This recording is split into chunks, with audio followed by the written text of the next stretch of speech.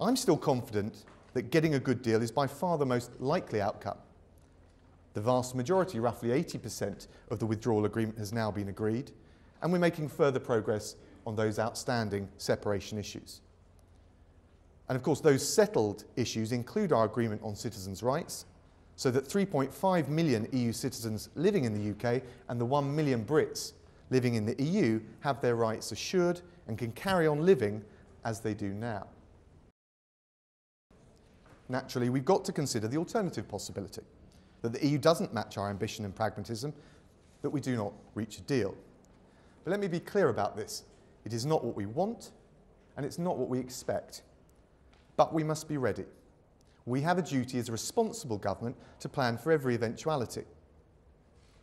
And to do this, we need to have a sensible, responsible, and realistic conversation about what a no-deal situation really means in practice. In the notices themselves, we set out clear steps that public institutions, companies and people should take, or consider taking, in order to avoid or mitigate or manage the risk of any potential short-term disruption.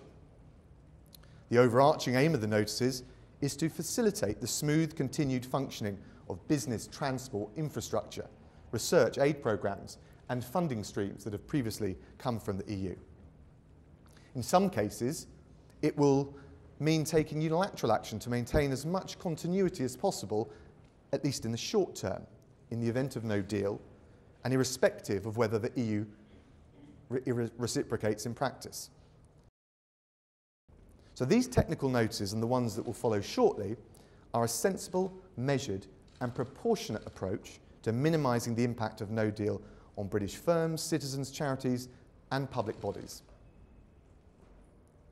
They will provide information and guidance, and after some of the misinformation that's been put about lately, some reassurance.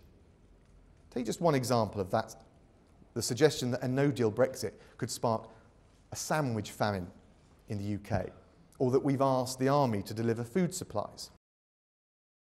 So let me assure you that, contrary to one of the wilder claims, you will still be able to enjoy a BLT after Brexit, and there are no plans to deploy the army to maintain food supplies.